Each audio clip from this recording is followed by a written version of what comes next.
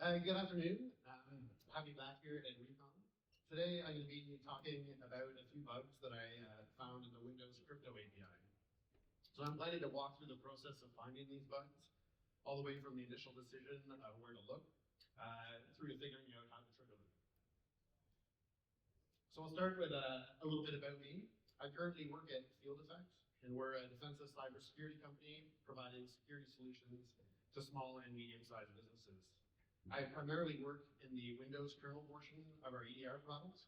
However, most of my career previous to this has been in the vulnerability research space, and I still make time for that on the side. So I'll start with a bit of the backstory on this project. So I had a bit of free time last December and decided to go looking for some bugs. But I didn't have a good idea or any new ideas of where to start, so I checked over some of my old notes for inspiration. And a few years ago, I'd done some fuzzing of the Windows cryptography object decoding, but I'd switched computers since then, and all I had left from that research were these two notes up here, implying that I'd found some bugs, but must have thought they weren't interesting, or I would have dug into them further. So one reason I try to keep notes is that past me doesn't always agree with future me, and so often I'll go back to take a second look at the same section of code to look for bugs that I might have missed. In this case, I couldn't remember any of the details from that research, but according to these notes, the bugs were found with WinAFL. So I decided this was worth some more attention, but I had to go back and refine the bugs. So this is the function that I was targeting, Crypt decode object EX. Very simply, it takes an encoded blob, a structure type, and outputs a decoded structure. And note that while the structure type is defined as a string, it can also be an enum value. So it's very easy to throw together an AFL harness to test this. This is the code I was using. And one of the options for this function is that you can provide custom alloc and free routines. I'm pretty sure that the first time I looked at this, I just used the defaults. But this time, I decided to roll my own with a little bit of extra validation to detect memory corruption. Super simple implementation. Each heap block had a custom header with a length, and then a cookie at the end to detect corruption on free. So I'd actually forgotten it when I was doing this, but there is a utility called gflags that you can use to enable the page heap when you're fuzzing, which does the same thing and more. So I generated a few sample inputs for those two structure types that were in my notes, but AFL started reporting errors even before the fuzzing run started. So I figured I must have messed something up with my alloc parameters, as they were reporting heap corruption on the good inputs, which I generated from a valid structure and the corresponding crypt encode function. So I tried removing my custom allocators, and AFL was able to start the fuzzing run. I started debugging the code to try and find the problem, but eventually became convinced that there was a null byte corruption happening somewhere, but I couldn't find it in my code. So the failure was coming from the decoding of the timestamp structure. So I removed that from the inputs and was able to start a fuzzing run on the other object type, which is the policy qualifier user notice, just so I could let that run and try and find a bug that was in my notes. In the meantime, I wanted to figure out where this null byte corruption was coming from, and hopefully get the fuzzing working on the second structure type as well. I still wasn't 100% sure that the problem wasn't in my code, so it's time to do some tracing of the crypt decode call. So this is very truncated output from Winbag's trace and watch command. And the decode function was returning success, even though I was detecting this error in the memory buffer. So I couldn't just look for a failure code in the call stack. Instead, I dropped breakpoints in the various functions and then checked to see where when the output buffer was being corrupted. And narrowed it down to this function. This is ASN1 X509 get PKI free text. And so this takes in an already decoded free text structure and fills in the corresponding portion of the timestamp response structure. So it's a little hard to read, but we'll just zoom into the interesting part. So at first glance at the function, I hadn't spotted anything, but there's an obvious null character being written here, so I thought maybe that was it. Took a bit of a longer look, and you'll notice that the output strings here are wide character strings, which means 2 bytes per character, but the index being used to write the null is the string size variable, and this is the number of bytes in the string instead of the number of characters. So the null is always going to be written past the end of the buffer. The longer your input string is, then the farther past the end of the buffer the null gets written to. I have no idea how this code was ever working. Maybe those fields are never used, so they never get unpacked, but it was always broken, which is why the fuzzer was failing, even on the good inputs. So where is this used? Finding object type specific cross-references to this function can be tricky, as the structure parameter, like I mentioned, can either be an OID string, which is easy to find, or an enum value, which is not so easy to find.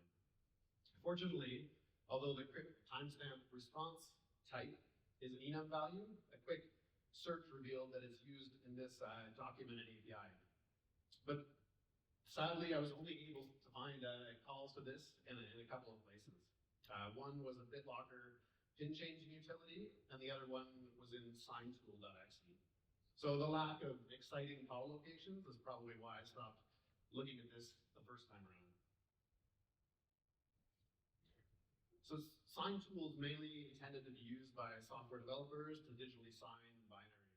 When signing files, Microsoft recommended that you include a signed timestamp, which is generated from a trusted server. And this bug is in the decoding of the response from that server.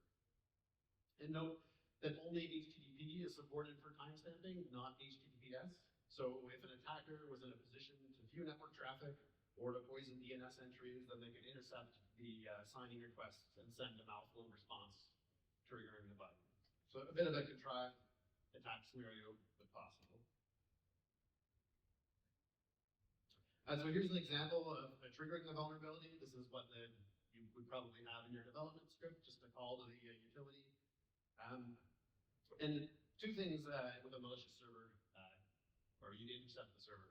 So 2 things of interest to mention about this. First is that the vulnerability in general, I think, would be pretty hard to get a code execution out of it. So you get a null character right, and a variable offset from the allocation, which is good. And the response message contains a whole array of these free text objects. So you can trigger this multiple times, which is also good. But this process is short-lived, and it's not doing that much. And nothing is sent back to the server after processing the response, so trying to get an info leak out of this would be pretty unlikely. And the second interesting thing is that in this case, I sent a large input string, so the null was written way past the end of the buffer into unmapped memory.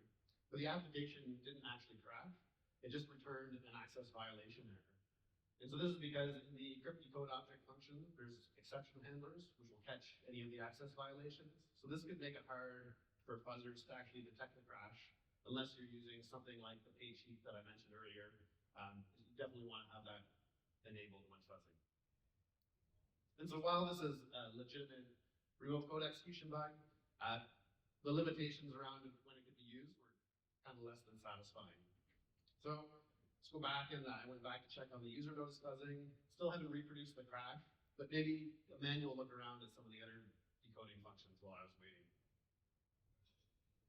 So some of the routines from this original trace that caught my eye, which were these other decoding functions. So the X509 function with the bug was already dealing with some form of structure, and these looked like they were responsible for the raw data decoding. So I thought I should look at them manually. A brief aside, just to talk about how this is structured internally, the Crypt decode object function. So we start with data that's encoded using the distinguished encoding rules. And we want to get to some form of Microsoft structure like this one on the output. So the DER data is going to match an ASN1 structure definition, probably from one of the protocol specifications. And then we'll get decoded using the ASN1 dec functions. My guess is that all of these are auto-generated, which is typical for like an ASN1 decoding library. And then once the ASN1 structures have been filled out, what did I hit? Oh, it's back. Then the ASN1 decode-EX functions convert to the final Microsoft structure. And these functions are registered in a table that link them to their corresponding object ID or structure type enum. And it's how, when you crypt decode, looks up which decoding functions to use. So back to one of these decoding functions. This is ASN1 decode PKI free text, which again, I'm assuming is auto-generated. So we can find the ASN1 definition of the data from the RFC, which says it should just be a sequence of UTF strings. And note that the ASN1 sequences don't include an element count. Rather, they just have a total size. So the decoding function doesn't know how big the final structure is going to be ahead of time, and just keeps decoding one element at a time until it runs out of input. So let's zoom into the interesting part here. The code is looping, decoding one UTF string at a time, and if it runs out of allocated memory, then it just reallocates the memory for more space for the destination structure. But in fact, it's just doubling the buffer size, and there's no overflow checks in sight anywhere. And the buffer size is just a D-word value. So this definitely looked like an exploitable bug. But I've learned to try not to celebrate too early, as I'm usually wrong when I think I found a good bug and start to get excited, and likely I've missed some check or nuance that means it can't be reached. So I tried to do a simple proof of concept to hit this. So I did the case of encoding 0xc million null strings, which should trigger the overflow, as the allocation size just gets doubled with each loop iteration. But when I tried this, I ended up getting decoding errors. And so dug a little more, and it turns out I had missed something. This ASN1 decode function has a check to make sure the object size, the input object size is less than 100 megabytes. Sad face emoji. Still no crashes from user notice, so I had to think of something else to look at. And so I thought, well, this ASN1 code is auto-generated. Maybe that bug pattern occurs elsewhere. So what would the conditions need to be for that bug to be reachable? So the input buffer has to be less than 100 megabytes. The object count times the decoded object size has to exceed 2 gigabytes, so it will overflow the D word when it gets doubled, which means we need a size expansion from raw input data into the decoded ASN1 structures of around 20 times, all while keeping the input valid. So it didn't seem to be a super likely scenario, but I had time while the fuzzer was doing the real work, so I thought I'd keep looking.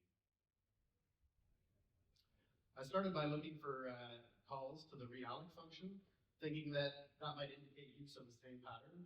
And it turns out there's 86 different calls to this, and they're all using the same pattern to grow buffers for sequences of objects. So I wasn't sure if I was happy about this or not. It was good, because there was lots of opportunity to try and find an exploitable instance, but I was going to have to check each one. And checking them was painful, because for each I either have to figure out what the DER decoding was manually, or look up the RFC to find it there, and then determine what the minimum encoded object size could be, which was a little bit tedious. So I found a few with very large object sizes, like this one, which is related to recipient encrypted keys. And this one had a size of about 98, which is nice and big.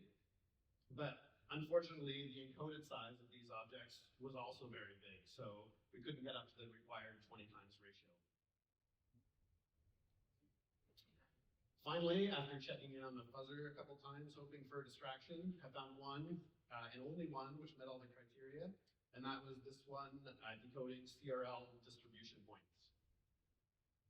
The object size here is 40, which isn't that big, but the inputs, so you can see over here, can be a sequence of zero-sized objects, and zero-sized objects can be encoded in just 2 bytes. So that gives us more than the required ratio of 20 times, and we get a ratio of 0x 20 times. This means it should be able to trigger the bug with an input of around 65 megabytes, so well under the 100. Unfortunately, this time I can trigger the crash with my test harness, so happy days. But now I need to figure out where this was used and see how big of an impact it could have.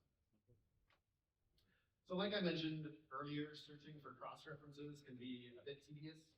Fortunately, this object was identified by an OID string, and so I could search through all of the Windows binaries to see where it was used pretty quickly. Also, a quick Google revealed that the CRL distribution points can be included as a certificate extension. So I ended up with a few interesting call paths. First, certificates on Windows can be encoded into PFX files, and found that it was possible to reach the vulnerability when opening a malicious PFX file. So if you emailed one of these things and convinced someone to open it, then you could reach the vulnerability. Also found a remote procedure call or COM interface that exposed the vulnerable function, but this one seemed to only be enabled on some servers and required elevated credentials to use, so likely not to cross a security boundary. Most interestingly, certificates are used in SSL connections, primarily to authenticate that the website is who it claims to be, but also in some cases to authenticate the client. So client authentication is used in LDAP servers, remote desktop gateway servers, and by some websites. Being able to reach the vulnerability in this way would be an unauthenticated over-the-network attack and definitely worth some more investigation.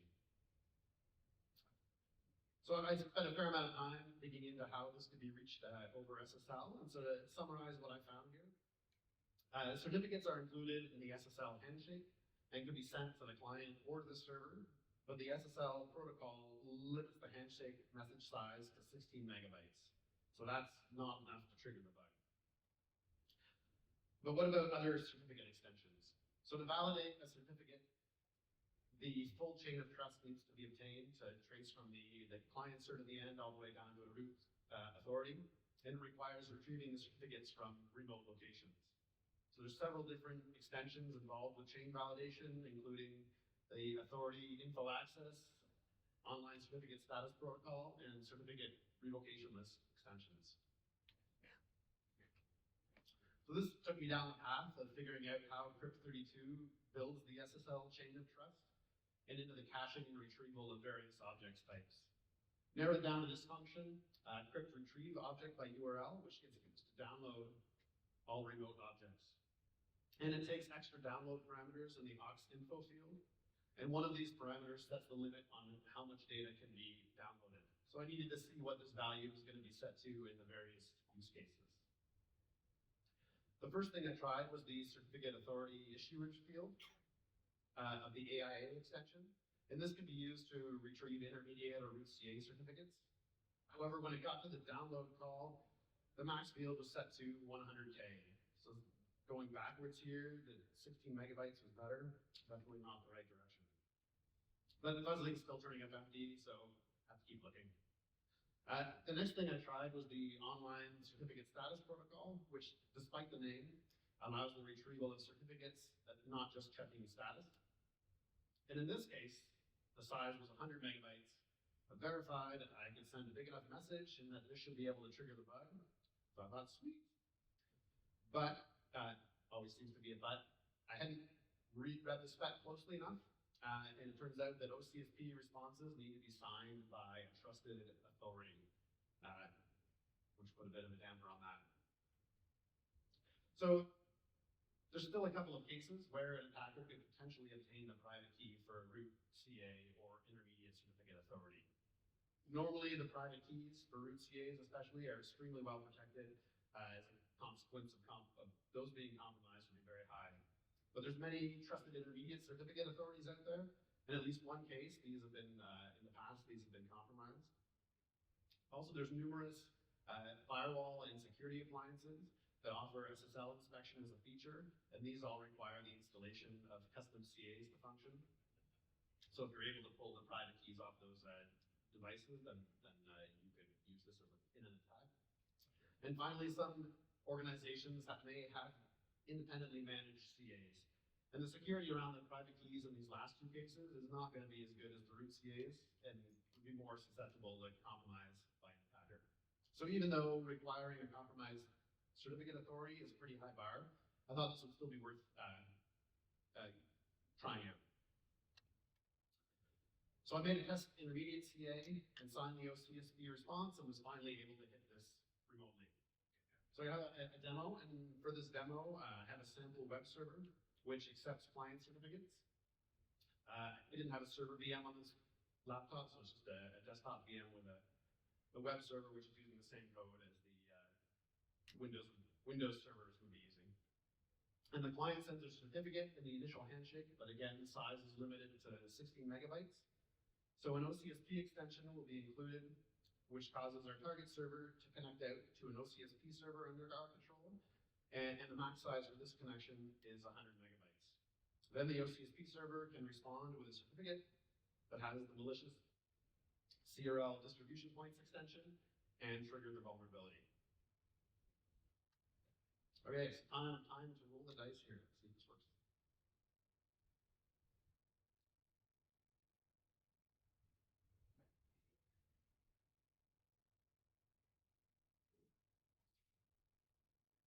Okay, so this is again, the test server I'm running on the VM. And then get Winbag over here. And so again, like I mentioned, the exception handlers are going to catch any crashes and you won't see it. So we're going to attach Winbag to LSAS so that we can see any crashes.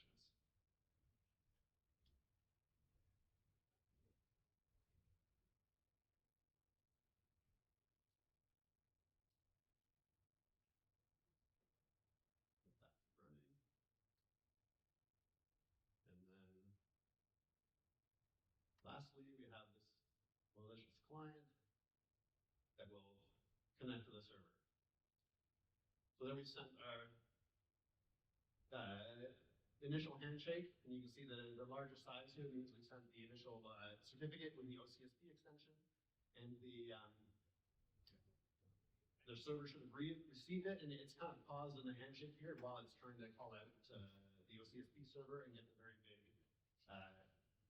next certificate. The VM's a little bit slow, and then it's happened already. So here we've hit the crash. We're in the CRL distribution points decoding. You can see we've written into unmapped memory here. And if we look at the call stack, we're down in an RPC call into the S-channel API doing the SSL handshake here, and then all the way up into the Crypt decoding function. That's the demo. Okay.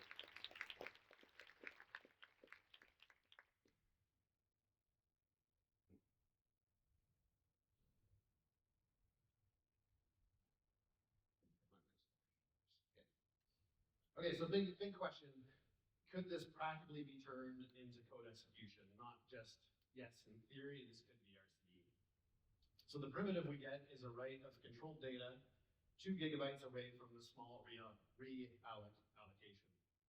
And normally the LSAS heap is going to be way less than 2 gigabytes. So this is just going to hit unmapped memory, hit the exception handler, and return safely. But we can have multiple connections to a server and use those to group the heap into a state where it is big enough. So also in our favor is that, like I mentioned, any misses are going to get swallowed by the exception handler, so we'll likely get multiple attempts, even if we fail in predicting something. And this is all happening in the processing of SSL handshakes. So there's messages going back and forth between the client and server. So definitely a possibility of getting info leaks out of this.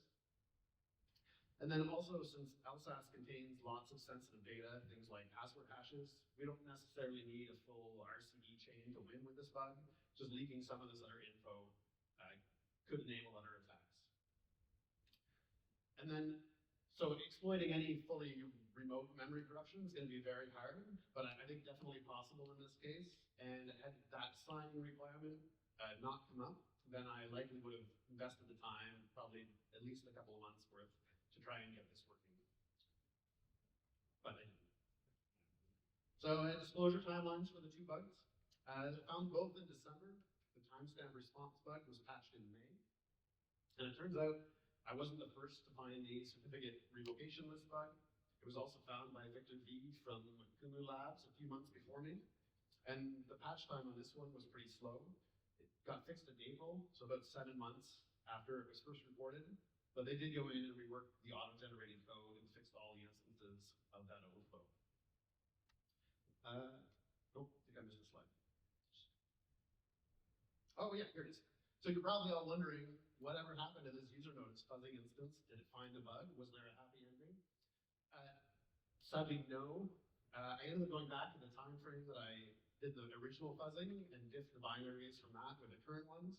And there was, in fact, a null pointer dereference in the decoding of this, but it got fixed at some point after my original research. So sometimes you win, sometimes not. And that's it for reals this time. Thanks a lot for having me here at Recon. And I'll be able to take questions.